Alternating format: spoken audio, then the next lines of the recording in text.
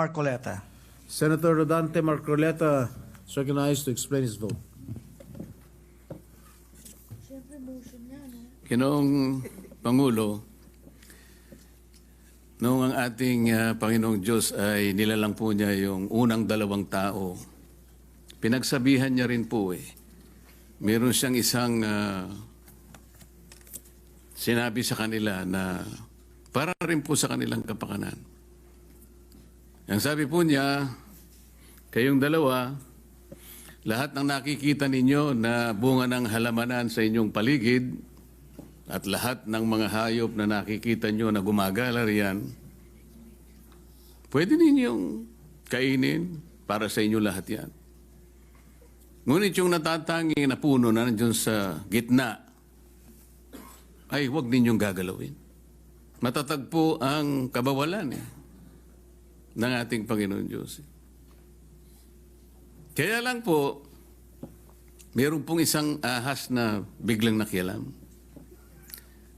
Sabi niya dun sa babae, sinabi ba ikaw ng Panginoon Diyos na pagka kumain kayo dyan sa bunga nung nasa gitna na yun, ay kayo mamamatay? Oo, sabi ng babae. Ay, hindi totoo yun.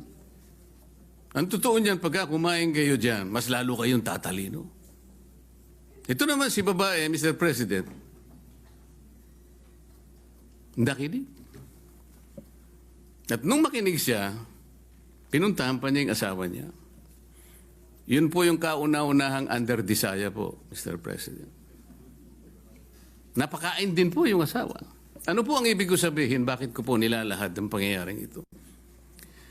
Meron na pong kapasyahan.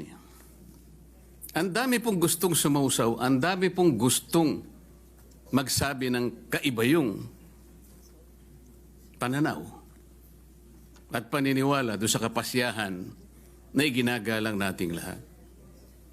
Ang ibig ko po sanang sabihin, magpakaingat-ingat naman tayo kung sino-sino na lang ang nagpapayo sa atin. Kung mapapansin po ninyo ang karamihan ng nagpapayo na yan, may pagkakatulad po silang lahat Una, lahat po sila hindi nila binasa ng kumpleto yung rules of procedures ng impeachment proceedings sa House of Representatives.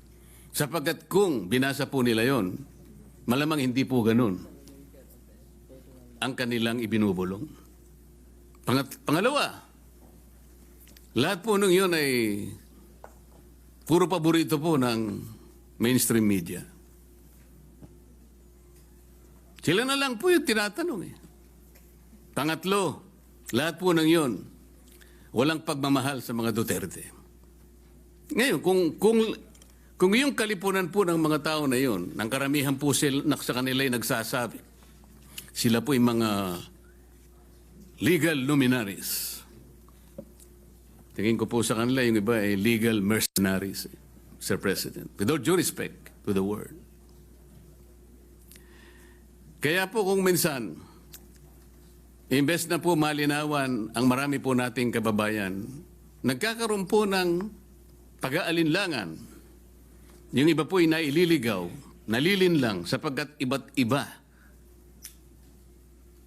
Kaiba yung mga paniniwala, pinipilit at gustong ipilit na yung pa yung mananaig kesa dusang kapasyahan na po na ibinaba ng Korte Suprema.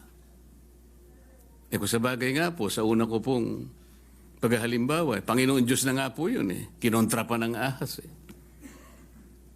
Ginoong Pangulo,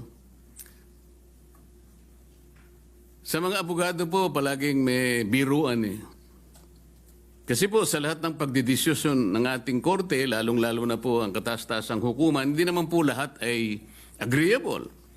Merong partidong aggrieved siya, merong partidong masaya siya. Ngunit, sa katapos-tapusan wala po tayong magagawa kundi tanggapin ang kapasyahan. Minsan po sinasabi nga natin kahit pabiro. Alam mo ninyo basta desisyon ng Korte Suprema ay nagiging bahagi ng ating mga batas, maliman o tama. Yun po ay nasa Article 8 Civil Code na binanggit na po kanina ni Senator Bato. Na sinasabi po, judicial decisions applying or interpreting the laws on the Constitution shall form part of the legal system of the Philippines. Wala na po tayong magagawa doon. Batas na po yun eh.